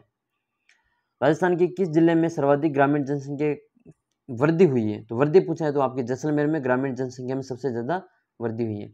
निवास ग्रामीण जनसंख्या आपके डूंगरपुर जिले में सबसे अधिक करती है। राज्य में वैधानिक नगरों की संख्या कितनी तो आपके 297 है। राजस्थान में भारत के कुल जनसंख्या का कितना प्रतिशत है तो वो है 5.67। क्षेत्रफल में आपके आ जाएगा 10.41%। इतना तो क्षेत्रफल है और 5.67 अपनी जनसंख्या है। पूरे विश्व में जनसंख्या की बात करें तो लगभग 1% पूरे विश्व की जनसंख्या राजस्थान में निवास करती है। राजस्थान का लिंगानुपात कितना है प्रति 1000 महिलाओं पर तो ये आपके 928 है। सर्वाधिक लिंगानुपात वाला जिला कौन सा है तो आपके डूंगरपुर है, जबकि ग्रामीण लिंगानुपात जो है वो आपके पाली जिले का है जिसका 1000 से अधिक है। न्यूनतम लिंगानुपात किसका है तो आपके धौलपुर का है, धौलपुर का, ठीक है। और डूंगरपुर का लिंगानुपात कितना है तो वह है आपके 994। धौलपुर का लिंगानुपात है आपके 846। नगरीय क्षेत्र में सर्वाधिक लिंगानुपात वाला जिला है जो आपके टोंक है और ग्रामीण क्षेत्र में सर्वाधिक लिंगानुपात वाला जिला आपके पाली है जिसका 1004 है। नगरीय क्षेत्र में न्यूनतम लिंगानुपात वाला जिला आपके जैसलमेर है और ग्रामीण क्षेत्र में न्यूनतम लिंगानुपात वाला जिला आपके धौलपुर है। राजस्थान की साक्षरता दर कितनी है तो वह आपके 66.1, पुरुषों की 79 पॉइंट समथिंग है और महिलाओं की 52.1 है। राजस्थान के किस जिले की साक्षरता दर सर्वाधिक है तो आपके कोटा की साक्षरता दर सर्वाधिक है और सबसे कम किसकी है तो आपके जालौर की है। कोटा की साक्षरता दर कितनी है तो आपके 76.60% है। जालौर की साक्षरता दर कितनी है तो वो आपकी हो जाएगी 54.9%। राजस्थान में पुरुषों की साक्षरता तो 79.2% है, महिलाओं की साक्षरता 52.6 हो जाएगी, ठीक है। 52.1 है लेकिन ऑप्शन के अनुसार 52.6 मानेंगे। और सर्वाधिक पुरुष साक्षरता वाला जिला जो है आपके झुंझुनू है और न्यूनतम पुरुष साक्षरता वाला जो जिला है वो आपके प्रतापगढ़ है। सर्वाधिक स्त्री साक्षरता वाला जिला तो राजस्थान में सबसे जो अधिक स्त्री साक्षरता है वो आपके कोटा जिले की है। कितनी है वो भी हम आगे बात करेंगे। स्त्री साक्षरता आपके कोटा जिले की है और न्यूनतम स्त्री साक्षरता किसकी है तो वो जालौर की है। राजस्थान का पहला पूर्ण साक्षर जिला कौन सा है तो वो आपके अजमेर हो जाएगा और आदिवासी जिला पूछे तो आपके डूंगरपुर हो जाएगा। अच्छा, अगला प्रश्न भी यही है। राज्य का पहला पूर्ण साक्षर आदिवासी जिला आपके डूंगरपुर जिला है। 0 से 6 आयु वर्ग की जनसंख्या कितनी है तो ये 105 आपको याद कर लेनी है। और सबसे जो लिंगानुपात है 0 से 6 वर्ष का वो है 888। सबसे कम आपका झुंझुनू का है। सर्वाधिक बाल लिंगानुपात वाला जिला कौन सा है तो वो आपके हो जाएगा ऑप्शन के अनुसार है सर्वाधिक बाल लिंगानुपात में सर्वाधिक बाल लिंगानुपात है आपके बाल लिंगानुपात वाला जिला है आपके जयपुर। न्यूनतम बाल लिंगानुपात वाला जिला है ऑप्शन के अनुसार हो जाएगा जैसलमेर, जबकि इससे और कम है आपका झुंझुनू का। सर्वाधिक बाल लिंगानुपात वाला जिला है बांसवाड़ा। ये अलग अलग ऑप्शन के अनुसार अलग अलग इसके आंसर है। न्यूनतम बाल लिंगानुपात ये सही आंसर इसका झुंझुनू। जयपुर सर्वाधिक जनसंख्या वाला जिला है। इसमें कितने व्यक्ति निवास करते हैं तो व्यक्तियों की संख्या तो 66, 26, 178। इसका जो लिंगानुपात है वो आपके 595 है। जैसलमेर सबसे कम न्यूनतम जनसंख्या वाला जिला है, इसका लिंगानुपात है 17। इसका क्षेत्रफल सबसे ज़्यादा है। धौलपुर का क्षेत्रफल सबसे कम है। तो कितने लाख लोग यहाँ पे निवास करते हैं? तो 6.69 लाख। राजस्थान में सर्वाधिक नगरीय जनसंख्या वाला जिला तो वो आपके है कोटा। ठीक है, कोटा में सबसे ज़्यादा लोग निवास करते हैं। अगला प्रश्न है कि चौहान युग से पूर्व की सभ्यता का ज्ञान कहाँ से प्राप्त होता है? तो आपके नलियासर आपके जयपुर से, सांबर के पास में है। और यहाँ पे नलियासर मस्जिद भी है, देवयानी तीर्थ, जिसको तीर्थों की नानी कहते हैं। जोधपुरा सभ्यता है लोह युगीन सभ्यता है, और जोधपुरा आपके जयपुर में आता है। ये साबी नदी के किनारे इस विकसित हुई है। नगर आपके टोंक में स्थित है, ये भी लोह युगीन है। और सुनारी भी आपके लोह युगीन सभ्यता है। कुषाण काल के और मौर्य काल के अवशेष कहाँ से प्राप्त हुए? तो ये आपके नौह भरतपुर से प्राप्त हुए हैं। नौह भरतपुर नगरी आपके चित्तौड़ में, इसका सीवी जनपद की राजधानी थी ये, मध्यमा का इसका प्राचीन नाम था। गिलून बनास संस्कृति के नाम से इसको जाना जाता है। और बनास ये गिलून नदी के किनारे विकसित हुई थी। बागौर आपके भीलवाड़ा में स्थित है, जबकि बागौर की हवेली आपके उदयपुर में स्थित है। बागौर का किला आपके झुंझुनू खेतड़ी में स्थित है। सीवी जनपद के सिक्के कहाँ से प्राप्त हुए? तो सीवी जनपद के सिक्के आपके नगरी चित्तौड़गढ़ से प्राप्त हुए हैं। नगरी की जो खुदाई है 1904 में किसके द्वारा करवाई गई थी? तो डॉक्टर भंडारकर के द्वारा करवाई गई थी। कालीबंगा का अर्थ क्या है? तो वो काली चूड़ियाँ हैं। ठीक है, कालीबंगा कहाँ से प्राप्त हुई है? श्रीगंगानगर से। कालीबंगा सभ्यता की जो खोज है उसका श्रेय किसको जाता है? तो अमलानंद घोष को जाता है, अमलानंद घोष। और बीबी लाल और इन्होंने इनका उत्खनन कार्य करवाया था, बीबी लाल और बीके थापर। किस सभ्यता के निवासी मृतक के शव को गाड़ते थे, जिसका प्रमाण वहाँ की मिली कब्रगाह है? तो ये कालीबंगा है। कालीबंगा में भूकंप की साक्ष्य मिले हैं। बेराड आपके जयपुर में स्थित है। आहाड़ आपके उदयपुर में है। गणेश्वर, नीम का थाना सीकर, कांतली नदी के किनारे। और ताम्र संचयी सभ्यता इसको कहा जाता है। आहाड़ सभ्यता को स्थानीय लोग किस नाम से जानते थे? तो ये आपके धूलकोट के नाम से जानते हैं। और आहाड़ सभ्यता की खोज आपके अक्षय कीर्ति व्यास के द्वारा की गई थी। आहाड़ नदी के किनारे ये बनी हुई है। 1956 में आहाड़ सभ्यता का उत्खनन कार्य किसके देखरेख में हुआ? तो ये RC अग्रवाल, रतन चंद्र अग्रवाल। अगला क्वेश्चन है, आहाड़ सभ्यता का विकास किस ओर हुआ है? तो ये आपके उत्तर पूर्व से दक्षिण पूर्व की ओर। किस सभ्यता स्थल की खुदाई से अनाज रखने के बड़े मृदबांड मिले? तो ये आपके आहाड़ से प्राप्त हुए हैं, जिनको गोरे और कोट कहा जाता है। गणेश्वर सभ्यता का विकास आपके कांतली नदी के किनारे हुआ था, ये सीकर में स्थित है। मछली पकड़ने का कांटा ये आपके गणेश्वर सभ्यता से मिला है। ताम्रयुगीन सभ्यताओं की इसको जननी कहा जाता है। गणेश्वर सभ्यता की खोज किस जिले में हुई? तो ये आपके सीकर जिले में, नीम का थाना खंडेला वहाँ पर स्थित है। भारत में ताम्रयुगीन सभ्यताओं की जननी किसको कहा जाता है? ये ताम्रयुगीन सभ्यताओं की जननी आपके गणेश्वर सीकर को कहा जाता है। किस जिले में कालीबंगा सभ्यता स्थित है? तो ये आपके हनुमानगढ़ जिले में स्थित है। कालीबंगा सभ्यता आपके हनुमानगढ़ जिले में विकसित हुई। कालीबंगा की सभ्यता का विकास किस नदी के किनारे हुआ था? ये घग्गर नदी को, इसको मृत नदी भी कहा जाता है। सरस्वती नदी का ये दूसरा रूप है। ये जले हुए चावल के साक्ष्य कहाँ से प्राप्त हुए? तो ये कालीबंगा से प्राप्त हुए हैं। ताम्रवती नगरी किसको कहते हैं? तो ये आपके आहाड़ को कहते हैं। सुनारी आपके झुंझुनू में है, और जोधपुर आपके जयपुर में है। बालाथल सभ्यता, ये हाथ से बुने हुए कपड़े और 11 कमरे मिले यहाँ पे, तो ये आपके उदयपुर में स्थित है। बालाथल वल्लभनगर तहसील में आता है ये बालाथल। किस सभ्यता के उत्खनन से मिट्टी की बनी हुई सांड की आकृति प्राप्त हुई, जिसको बनास बूल कहा जाता है? तो बनासियन बूल जो है आपके बालाथल से प्राप्त हुए हैं। इसके अलावा अशोक का बाबरू शिलालेख कहाँ से मिला? तो ये आपके विराट से मिला है। कैप्टन बर्ड ने इसको खोजा था। ठीक है, 1800 ये कैप्टन बर्ड के द्वारा इसको खोजा गया था, बाबरू शिलालेख को। लोहा के अयस्क से लोहा गलाने की जो भट्टी है वो कहाँ से मिली है? ये आपके सुनारी झुंझुनू से प्राप्त हुई है। ये लोह युगीन सभ्यता है। भारत का प्राचीन टाटा नगर कहा जाता है रेड टोंक को। नलियासर आपके मस्जिद है यहाँ पे, और सभ्यता स्थल भी है झुंझुनू में। तिलवाड़ा बाड़मेर में स्थित है। सीवी जनपद की राजधानी मध्यमिका, जिसे वर्तमान में किस नाम से जाना जाता है? तो ये चित्तौड़ के पास में है नगरी, ये मध्यमिका का प्राचीन नाम है, नया नाम है। पहले इसको मध्यमिका के नाम से जाना जाता था। मेवाड़ के रियासत के वास्तविक संस्थापक बप्पा रावल को माना जाता है। बप्पा रावल को अन्य किस नाम से जाना जाता है? तो ये कालभोज के नाम से इनको जाना जाते थे। ये हरी त्रिशी की गायें चराते थे, और उनके आशीर्वाद से फिर ये मेवाड़ के शासक बने। महाराणा अच्छा, ये क्वेश्चन में महाराणा नहीं, यहाँ पे रावल है। ठीक है, रावल शाखा का अंतिम शासक है ये रतन सिंह। दिल्ली का सल्तनत सुल्तान कौन था? तो वो था आपके अलाउद्दीन खिलजी, जो 1301 में आक्रमण करता है, इसका नाम बदल के खिजराबाद कर देता है। अलाउद्दीन खिलजी ने चित्तौड़ दुर्ग का नाम बदल कर क्या रख दिया था, तो वो रखा था खिजराबाद अपने पुत्र के नाम पे। खैराबाद ये सिवाना का नाम रखा था, और मोमिनाबाद जो आपके आमेर का नाम है। जयसी के अनुसार अलाउद्दीन खिलजी को रानी पद्मिनी की सुंदरता का वर्णन करने वाला व्यक्ति पहले रतन सिंह के दरबार में था, तो वो कौन था, वो राघव चेतन था, एक तांत्रिक था। ये हीरामन तोता भी था इनके साथ में जो बोलता था। मेवाड़ का उद्धारक किसे कहा जाता है, तो राणा हमीर को जो मेवाड़ का उद्धारक कहा जाता है। विषम घाटी पंचानन इनको कहा जाता है, वीर राजा की उपाधि भी इनको दी गई है। राणा हमीर को उपलब्धियों के कारण रसिक प्रेम में कौन सी उपाधि दी गई, तो ये वीर राजा की उपाधि दी गई है, वीर राजा। जबकि जो कीर्ति स्तंभ प्रशस्ति है कुमल ये विजय स्तंभ वाली, उसमें इसको विषम घाटी पंचानन कहा गया है।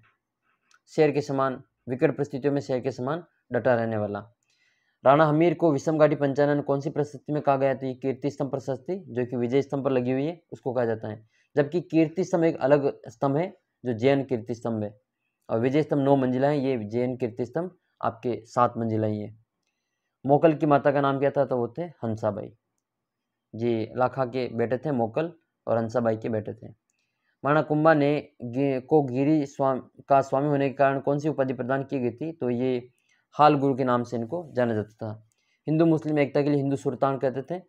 राजगुरु राणे राय ये भी इन्हीं की उपाधियां हैं। संगीत के क्षेत्र में महाराणा कुंभा को प्रदान की गई उपाधि थी, तो वो थी आपके अभिनव भट्टाचार्य, और ये वीणा बजाते थे। कुंभा हमेशा वीणा बजाते थे। इनकी पुत्री थी रमाबाई, वो वागीश्वरी के नाम से प्रसिद्ध है। कलयुग का कर्ण किसको कहा जाता है, तो जो लूण कर्ण है इनको कलयुग का कर्ण कहा जाता है। राज सिंह आपको पता ही है, राजसमंद जेल का निर्माण करवाया था, राज प्रशस्ति लिखवाई थी, और ये विजय कटकातु की उपाधि इन्होंने धारण की थी। जो किशनगढ़ की चारुमती थी उनका विवाह इनके साथ में हुआ था, औरंगजेब से इनको युद्ध करना पड़ा था इस कारण। और सलूमबर की जो हाड़ी रानी है सलाह कवर और रतन सिंह वाला जो आपने कहानी सुनी, वो इन्हीं राज सिंह के समय की है। कल्याणमल आपके बीकानेर का शासक है। राव जैत सिंह ये भी आपके बीकानेर के शासक में। बीकानेर राज्य की स्थापना किसने की, तो ये अक्षय तृतीया आखातीज के दिन राव बीकानेर की स्थापना की थी, बीकाजी की टेकरी पर। 1544 ईस्वी में शेरशाह सूरी ने बीकानेर राज्य किसको प्रदान किया था, तो ये राव कल्याणमल को प्रदान किया था। और राय सिंह है, इनको राजपूताने का कर्ण कहा जाता है। बीकानेर रियासत का वह शासक जिसने मुगलों से वैवाहिक संबंध स्थापित करवाए और अधीनता स्वीकार की, तो वो था कल्याणमल, बीकानेर का शासक। जबकि आमेर का था आपका भगवान दास, बारमल जिसको कहते हैं। नेक्स्ट है वेली कृष्ण रुक्मणीरी नामक ग्रंथ किसने लिखा, तो ये गागरोन जो दुर्ग है उसमें बैठकर जो पृथ्वीराज राठौड़ ने लिखा था। एक पाथल पीथल जो है वो आपके पृथ्वीराज राठौड़ और आपके महाराणा प्रताप से संबंधित है, जिसके लेखक है कन्हैयालाल सेठिया। राजस्थान के इतिहास में पीथल नाम से प्रसिद्ध है, तो ये आपके राठौड़ पृथ्वीराज हैं, जो कि पीथल के नाम से प्रसिद्ध है। जबकि पाथल जो है वो आपके महाराणा प्रताप को कहा गया है। कर्ण सिंह को जंगलदर की बात जो उपाधि है, जंगलदर बादशाह, इसकी उपाधि किस मुगल शासक ने दी थी, तो वो शाहजहां ने दी थी। नेक्स्ट क्वेश्चन है 1857 की क्रांति से संबंधित। राजस्थान का एकमात्र शासक जो 1857 की क्रांति के समय स्वतंत्रता संग्राम में स्वयं खुद अपनी सेना लेकर अंग्रेजों की सहायता के लिए अपनी रियासत से बाहर गया था, तो ये बीकानेर का सरदार सिंह था, बीकानेर का सरदार सिंह। 1857 की क्रांति जो स्वतंत्रता संग्राम था उसमें सर्वाधिक भीषण और व्यापक विप्लव कहाँ पे हुआ था, तो ये कोटा में हुआ था। मेजर बटन का सिर काट करके पूरे कोटा शहर में घुमाया था, और यहाँ पे हत्या भी कर दी थी। जय दयाल और ये मेहराब खां ये आपके प्रमुख क्रांतिकारी थे। कैप्टन जो बटन था उसकी यहाँ पे हत्या कर दी थी। 1857 की क्रांति के समय कुल कितनी छावनियाँ थी, तो राजस्थान में कुल 6 छावनियाँ थी। राजस्थान में सबसे पहले की छावनी में बिगुल बजा था 1857 की क्रांति का, तो ये आपके 10 मई की बात है। ये सबसे पहले जो हुआ था ये नसीराबाद में हुआ था। नसीराबाद छावनी में विद्रोह कब हुआ था, तो ये आपके 28 मई 1857 में इसका विद्रोह हुआ था। 10 मई को जो हुआ था वो आपके मेरठ में हुआ था, उत्तर प्रदेश। 1857 की स्वतंत्रता संग्राम के समय जो कोटा के महाराजा हैं उनकी सहायता के हेतु किस रियासत ने शासक ने सैनिक सहायता भेजी थी, तो वो थे करौली के। और यहाँ कोटा के शासक थे राम सिंह सेकंड, और जयपुर के भी राम सिंह सेकंड थे। 1857 की स्वतंत्रता संग्राम के समय राजस्थान का एजीजी कौन था, तो ये लॉरेंस था, जॉर्ज पैट्रिक लॉरेंस। कोटा में कौन से पॉलिटिकल एजेंट का सिर पूरे कोटा शहर में घुमाया था, तो वो था मेजर बटन। इनका एक डॉक्टर था, उसकी भी जो हत्या कर दी गई थी। अहुआ में 1857 की क्रांति का नेतृत्व किसने किया था? तो ये ठाकुर कुशाल सिंह चंपावत हैं, इन्होंने यहाँ पे नेतृत्व किया था। और यहाँ के किलेदार की जो यहाँ का जो किले ठाकुर ये कुशाल सिंह चंपावत थे, इन्होंने जो पॉलिटिकल एजेंट था उसकी जो गर्दन काट कर जो इस किले पर लटका दी थी। मेहराब खां और जयदयाल आपके कोटा से संबंधित हैं। किस पॉलिटिकल एजेंट का सिर काटकर अहुआ के किले पर लटका दिया था? तो मैक मौसन की जो गर्दन काटकर सिर काटकर उसका जो किले के द्वार पर लटका दिया था अहुआ के किले पर। काला गोरा का युद्ध होता है, चलावास का युद्ध होता है, वो भी आपके यही से संबंधित है अहुआ का। अहुआ की जो कुल देवी है, ये कुशाल सिंह की कुल देवी है, वो 54 हाथ है और 10 सिर इनके, और वो है आपके सुगली माता। वो अभी वर्तमान में जो आपके पाली का जो बांगड़ संग्रहालय वहाँ पे इनकी मूर्ति रखी हुई है। लाला जयदयाल और मेहराब खां ने कहाँ नेतृत्व किया था? तो ये आपके ये गलत दे रखा है, नीमच में नहीं किया था, ये कोटा में किया था। करेक्ट आंसर इसका कोटा।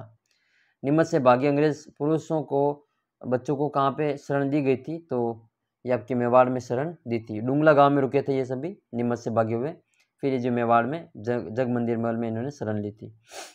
शाहपुरा, अच्छा ये कहाँ के सामंत कप्तान सावर्स के आने पर किले के द्वार नहीं खोले थे? तो ये है शाहपुरा। अच्छा पूर्ण उत्तरदायी जो यहाँ पे घोषणा हो गई थी सबसे पहले, वो आपके उत्तरदायी शासन की घोषणा सबसे पहले शाहपुरा में हुई थी।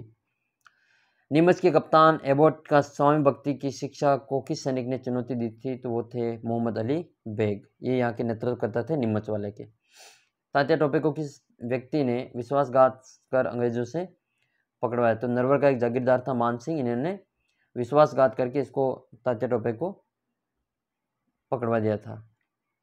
1857 की विप्लव के समय भारत का गवर्नर कौन था? तो लॉर्ड कैनिंग था।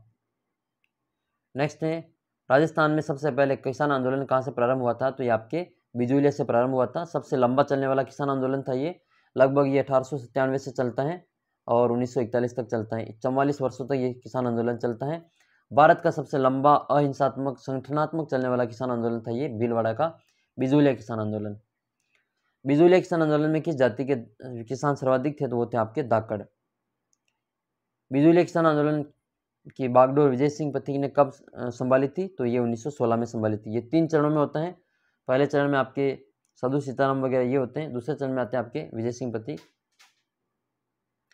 बिजूलिया के किसानों को सर्वप्रथम संगठित होकर आवाज उठाने की सलाह किसने दी थी? तो वो थे साधु सीताराम दास। ये बिजूलिया किसान आंदोलन के जनक हैं। बाकी राजस्थान में किसान आंदोलन के जनक विजय सिंह पथिक को कहा जाता है। इनका मूल नाम जो था वो आपके भूप सिंह गुजर था, भूप सिंह गुज्जर, जो कि यूपी के बुलंदशहर के गुड़ावली ग्राम के रहने वाले थे। बाद में ये फिर अपने अंतिम समय इनका जो चित्तौड़गढ़ के ओसली गांव में गुजरा था। बिजूलिया के किसानों की मांग का उचित जांच के लिए अप्रैल 1919 में किस आयोग का गठन किया गया था? तो वो था आपके बिंदुलाल भट्टाचार्य आयोग। ये जो ट्रेंच कमीशन है ये आपके बेगू किसान आंदोलन से संबंधित है। रॉयल कमीशन आपका 1893 का है, जो कि अफीम नीति का एक उससे संबंधित है। उपरमाल पंच बोर्ड की स्थापना किसके द्वारा की गई थी? तो ये विजय सिंह पत्ती के द्वारा की गई थी और मन्ना पटेल को इसका अध्यक्ष बनाया था। हरियाली अमावस्या के दिन उपरमाल पंच बोर्ड की स्थापना की गई थी। राजस्थान में सर्वाधिक दीर्घ काल तक चलने वाला किसान आंदोलन वो था आपकी बिजूलिया का किसान आंदोलन। बेगू का किसान आंदोलन ये बेगू से शुरू हुआ था, अनूप सिंह वहाँ के शासक थे उस समय। और बूंदी का किसान आंदोलन नानक भील ये यहीं से संबंधित है। अलवर किसान आंदोलन इसको मेव किसान आंदोलन के नाम से भी जाना जाता है। दूधवा खारा किसान आंदोलन ये आपके बीकानेर से संबंधित है, वर्तमान में चूरू जिले में आता है। दूधवा खारा किसान आंदोलन का नेतृत्व किसने किया था? तो ये आपके वैद्य मगाराम ने, जो कि बाद में बीकानेर प्रजामंडल की स्थापना करेंगे कलकत्ता में। 1921 में किसानों को सूर विरोधी किसान आंदोलन किस रियासत में चलाया गया था? तो ये आपके अलवर में चलाया गया था। महात्मा गांधी ने किस घटना को डायरीज में डबल डिस्टिल्ड की संज्ञा दी थी? दोहरी डायर नीति, तो ये आपके निमुचना को कहा था। ये जाट किसान आंदोलन ये आपके भरतपुर से संबंधित है। मेव किसान आंदोलन ये आपके अलवर से संबंधित है। सूरों की समस्या के निराकरण हेतु सबसे पहले आरंभ किया गया आंदोलन कौन सा था? तो वो आपके अलवर का किसान आंदोलन। किस समाचार पत्र ने के माध्यम से बिजूलिया किसान आंदोलन को लोकप्रिय बनाया था? तो वो आपके गणेश शंकर विद्यार्थी, जो कि कानपुर से एक समाचार पत्र निकालते थे, प्रताप, तो उनके द्वारा ये सबसे पहले इसको आवाज़ उठाई गई थी। प्रताप नामक समाचार पत्र कहाँ से प्रारंभ हुआ था? तो ये कानपुर से प्रारंभ हुआ था। ट्रेंच कमीशन कहाँ से संबंधित है? ये आपकी बेगू किसान आंदोलन से संबंधित है। बेगू किसान आंदोलन में 2 व्यक्ति शहीद हो गए थे, एक शहीद रूपा जी और एक कृपा जी। तो इनका संबंध आपके बेगू किसान आंदोलन से ही है। अगला क्वेश्चन है रूपा जी कृपा जी का संबंध किस आंदोलन से है? तो आपके बेगू किसान आंदोलन से है। बिजूलिया किसान आंदोलन का नेतृत्व करने वाले विजय सिंह पति का वास्तविक नाम क्या था? तो वह था भूप सिंह। जाति से ये गुर्जर थे और ये आपके उत्तर प्रदेश के जो बुलंदशहर उसके गुड़ावली गांव के रहने वाले थे। नानक जी बिल कहाँ से संबंधित है? तो ये आपके बूंदी किसान आंदोलन से संबंधित है। झंडा गीत गाते हुए शहीद हो गए थे और इनकी याद में माणिकलाल वर्मन ने फिर जो अर्जी गीत लिखा था। तलवार बंदाई, तो नए जागीरदार के जो उत्तराधिकारी होता है उसके द्वारा जो राज्य के द्वारा उत्तराधिकारी शुल्क लिया जाता था, ये बिजूलिया किसान आंदोलन से संबंधित था। एक चौरीकर भी था, वो भी आपके बिजूलिया किसान आंदोलन से संबंधित है। चौरीकर ये कन्या के विवाह पर लगाया गया था 1930 में, वहाँ की जो बिजूलिया के जो शासक थे कृष्ण सिंह उनके द्वारा। तो चौरीकर 1930 में किसके द्वारा लगाया गया? तो ये आपके राव कृष्ण सिंह के द्वारा लगाया गया था। बिजूलिया किसान आंदोलन कितने वर्षों तक चला? तो मैंने भी आपको बताया था 1857 से 1941 तक, लगभग कितने साल है? 44 साल। निमुत्रण आंदोलन की जो घटना है वो कब हुई थी? तो ये आपके 1925 में हुई थी। संघ सभा की स्थापना किसने की? तो ये गोविंद गिर ने की थी। गोविंद गुरु जो है वो आपके बांसिया गांव में इनका जन्म हुआ था, ये बंजारा जाति से संबंधित है। भगत आंदोलन किसने चलाया था? तो ये आपके गुरु गोविंद गिर ने चलाया था। अगला प्रश्न है वीर भारत सभा की स्थापना कब की गई थी? 1910 में की गई थी केसरी सिंह भारत के द्वारा। 1945 में महिला शिक्षक सदन की स्थापना किस स्थान पर हुई थी? तो यह हटुंडी में हुई थी। वह व्यक्ति जिसने परिवार के सभी सदस्यों को स्वतंत्रता आंदोलन हेतु अपने जीवन को न्यौछावर कर दिया था, तो वो कौन था? आपके केसरी सिंह भारत। ठीक है, इसके दोनों, एक भाई और एक बेटा और एक इनके जवाई, तीनों ये जो अपने जीवन को जो देशभक्त के अपने मातृभूमि की रक्षा के लिए न्यौछावर कर दिया था। केसरी सिंह भारत ये सभी शाहपुरा भीलवाड़ा के रहने वाले थे और इन्होंने 1913 में ये जो दिल्ली दरबार लगा था उस समय मेवाड़ के महाराणा फतेह सिंह थे, उनको रोकने के लिए, दिल्ली दरबार में जाने से रोकने के लिए 13 दोहे लिख के दिए थे। 13 दोहे लिख के दिए थे जिनको चेतावनी का चुंगटा कहते हैं। और गोपाल सिंह खरवा के माध्यम से ये चेतावनी का चुंगटा आपने केसरी सिंह ने महाराणा फतेह सिंह तक पहुंचाया था। तो उन दोहों से प्रभावित होकर जो मेवाड़ के महाराणा फतेह सिंह है वो दिल्ली दरबार में, वो दिल्ली तो जाते हैं लेकिन दिल्ली दरबार में नहीं जाते हैं। मैं सैकड़ों माताओं को रोने का कारण नहीं बन सकता, मेरी माँ को रोने दो जिससे अन्य माँ न रोएं। ये कथन किसका है? तो ये बहुत ही फेमस कथन है और ये प्रताप सिंह भारत का कथन है। जब चार्ल्स क्विलैंड ने जिनको पूछा कि आप जब अपने राज उगल दो तो आपकी माँ रोती होगी, तो ये कहते हैं कि मैं जो ये बनारस कांड में ये पकड़े गए थे तो फिर इनको बरेली जेल में भेज दिया था। तो ये कहते हैं कि जेलर ये आते हैं यहाँ पे चार्ल्स क्विलैंड, तो ये कहते हैं कि आप अपना राज उगल दो तो मैं आपको जो छोड़ दूंगा। तो ये कहते हैं कि मेरी माँ रोती है तो रोने दो, मैं अपने हजारों माओं का रोने का कारण नहीं बन सकता। 1907, ये 1905 यहाँ पे, 1907 नहीं 1905। 1905 में जैन वर्धमान विद्यालय की स्थापना किसने की थी? तो ये अर्जुनलाल सेठी ने की थी। गोकुल भाई भट्ट को आपके राजस्थान का गांधी कहा जाता है। हरिभाऊ उपाध्याय ये आपके जयपुर, ये अजमेर से संबंधित हैं, अजमेर के ये मुख्यमंत्री रहे। राजस्थान का गांधी अभी गोकुल भाई भट्ट है, सिरो ये याद रखना आपके गोकुल भाई भट्ट। अगला प्रश्न है राजस्थान से संबंधित है। केसरी सिंह भारत के अनुसार जिस प्रकार पंजाब को लाला लाजपत राय और महाराष्ट्र को बाल गंगाधर तिलक पर गर्व है, उसी प्रकार केसरी सिंह भारत के अनुसार राजस्थान का गर्व किस पे है? तो वो है आपके राव गोपाल सिंह खरवा। ये खरवा के ठाकुर थे, खरवा एक उस समय जो ठिकाना था। बाल मुकुंद बिस्सा ये आपके जोधपुर के हैं। विजय सिंह पति ये किसान आंदोलन के जनक हैं। वागड़ प्रदेश का गांधी किसको कहते हैं? तो वागड़ प्रदेश है, वागड़ नहीं है वागड़, तो भोगीलाल पंड्या को वागड़ का गांधी कहते हैं। नेक्स्ट है, अच्छा, चिड़ावा का गांधी मास्टर प्यारेलाल गुप्ता को कहा जाता है। माणिक्यलाल वर्मा ये मेवाड़ से संबंधित है। हीरालाल शास्त्री ये आपके जयपुर से संबंधित है। और लक्कड़ फक्कड़ ये आपके जयनारायण व्यास को कहा जाता है, मारवाड़। 3 अप्रैल 1946 को राजस्थान की किस महान स्वतंत्रता सेनानी को जेल में जिंदा जला दिया था? तो वो थे आपके सागरमल गोपा। जैसलमेर का गुंडा राज इनकी पुस्तक है, आज़ादी के दीवाने भी इसकी इनकी पुस्तक है। आगीबाण नामक समाचार पत्र जो राजस्थानी समाचार पत्र है वो किसने निकाला? तो ये तो आपके जयनारायण व्यास ने। जय नारायण व्यास का एक दूसरा समाचार पत्र है, अंग्रेजी समाचार पत्र, जिसका नाम है पीप। इनकी किताब का नाम है पोपाबाई की पोल। ये भी आपके इन्हीं से संबंधित है। गांधी जी के 5वें पुत्र के रूप में किसको जाना जाता है? तो जमनालाल बजाज को 5वां पुत्र और गुलाम नंबर 4 के रूप में इनको जाना जाता है। ये एक उद्योगपति थे। हीरालाल शास्त्री ये अपने राजस्थान के मुख्यमंत्री रहे। भोगीलाल पंड्या ये वागड़ के गांधी हैं। जय नारायण व्यास इनको लोक पुरुष के रूप में जाना जाता है। आज़ादी के दीवाने और जैसलमेर में गुंडा राज पुस्तक किसने लिखी? तो ये सागरमल गोपा ने लिखी थी। गोपाल स्वरूप पाठक इनकी जो मृत्यु हुई थी उनकी जांच के लिए एक समिति बिठाई गई थी, गोपाल स्वरूप पाठक। 19 जून 1942 को राजस्थान का कौन सा स्वतंत्रता सेनानी जेल में भूख हड़ताल एवं यातनाओं के कारण शहीद हुआ? तो ये बाल मुकुंद बिस्सा थे, जोधपुर के। अमरचंद बाठिया 1857 की क्रांति में पहले इनको फांसी दी गई थी। इनको राजस्थान का मंगल पांडे कहा जाता है। अगला प्रश्न है 1857 की स्वतंत्रता संग्राम में फांसी का फंदा चूमने वाला पहला राजस्थानी कौन था? तो वो थे आपके अमरचंद बाठिया। ये ग्वालियर का सेठ था। वीर भारत समाज की स्थापना किसने की? तो वो विजय सिंह पथिक ने की। जबकि वीर भारत सभा की स्थापना केसरी सिंह भारत के द्वारा की गई थी। समाज पूछे तो विजय सिंह पथिक। नेक्स्ट है आपके राजस्थान के एकीकरण की प्रक्रिया का प्रथम चरण में मत्स्य संघ का प्रधानमंत्री कौन बना था? तो था शोभालाल कुमावत। मत्स्य संघ में आपके 4 रियासतें आती हैं, ABCD, अलवर, भरतपुर, करौली और धौलपुर।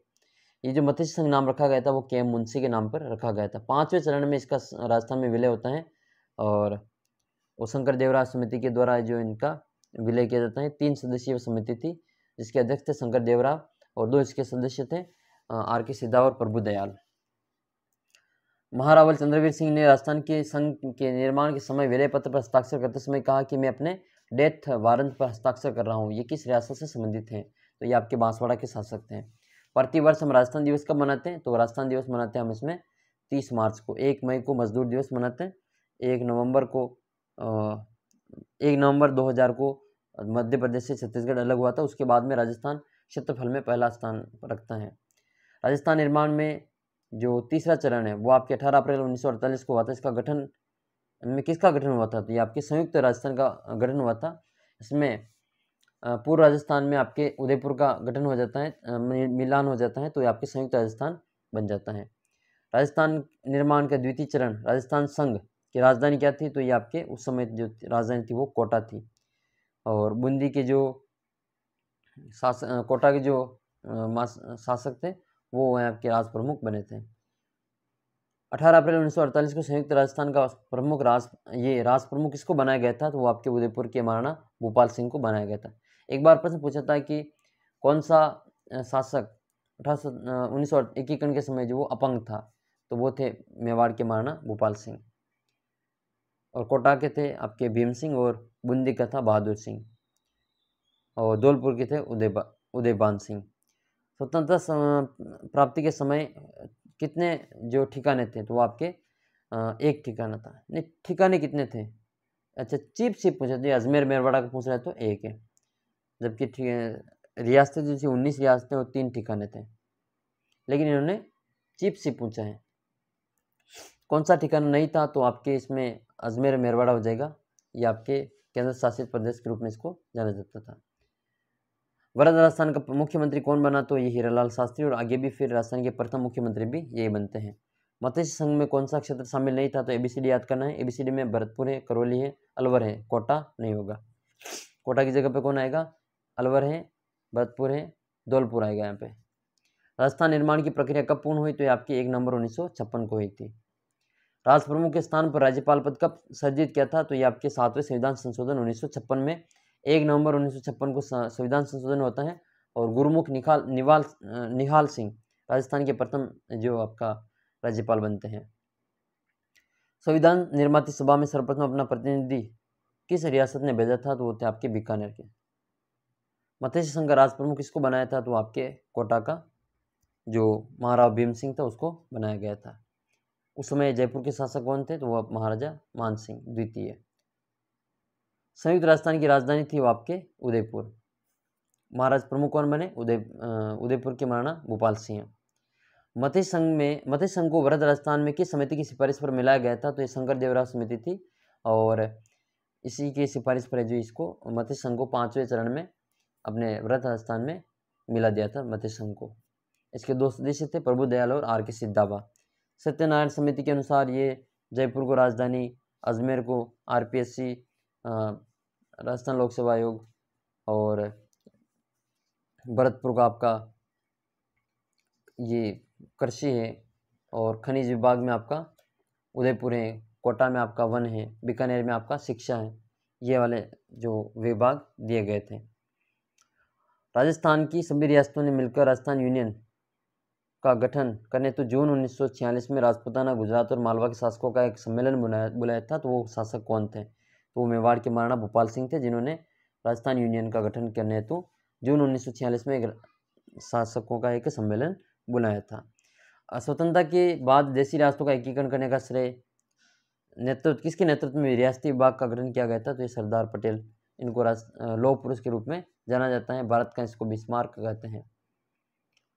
1 नवंबर 1956 को राजस्थान का प्रथम राज्यपाल किसको बनाया गया था? तो ये 7वें संविधान संशोधन के समय राज प्रमुख पद को हटाकर राज्यपाल पद लाया गया था। ये गुरमुख निहाल सिंह पहले राज्यपाल बने थे। राजस्थान में प्रमुख क्षेत्रफल की दृष्टि से सबसे बड़ी रियासत जोधपुर थी, तो सबसे छोटी कौन सी थी? वो थी शाहपुरा भीलवाड़ा वाली। भारतीय संविधान के निर्माण के समय राजस्थान किस श्रेणी में शामिल था? तो ये आपके 20 श्रेणी में शामिल था। राजस्थान के एकीकरण के समय जो 7वां चरण था, उसमें झालावाड़ जिले किस क्षेत्र को मध्य प्रदेश में मिलाया था? तो वो आपके सिरोंज था। सुनील टप्पा जो अपने राजस्थान में मिले थे। भारतीय संविधान के निर्माण के समय राजस्थान 2 श्रेणी का राज्य था, परंतु राज्य पुनर्गठन आयोग के लागू होने के बाद में 1956 के बाद में राजस्थान की श्रेणी का शासक ये था, तो वो फिर आपके ए श्रेणी का राज्य बन गया था। 1 नवंबर 1956 को किसे मिलाकर राजस्थान का एकीकरण कार्य पूर्ण हुआ था? तो आपके अजमेर और सुनील टप्पा को। राजस्थान का नाम कब अंगीकृत किया गया था? तो 26 जनवरी 1950 को। राजस्थान की रियासतों का सबसे प्राचीन रियासत जिसकी स्थापना गोहिल से मानी जाती है, तो वो आपके मेवाड़ है। तो ये था आज का हमारा वीडियो। आगे की वीडियो में भी हम आपको इसी प्रकार का मैराथन वीडियो लेके आने वाले हैं। चैनल को आप सब्सक्राइब कर लेना। इसकी PDF आपको हमारे टेलीग्राम चैनल पे मिल जाएगी। ये वीडियो आपको कैसा लगा कमेंट करके ज़रूर बताना, और आगे की वीडियो में हम आपको जल्दी मिलेंगे। आप टेलीग्राम चैनल को ज्वाइन कर लेना, PDF वहाँ पर मिल जाएगी। कल जो पेपर होगा BSTC का, उसके आंसर की मैं आपके सबसे पहले लेके आऊँगा। चैनल को सब्सक्राइब कर लेना। जल्दी मिलते हैं अगले वीडियो में। तब तक जय हिंद, जय भारत। चैनल को सब्सक्राइब कर लेना।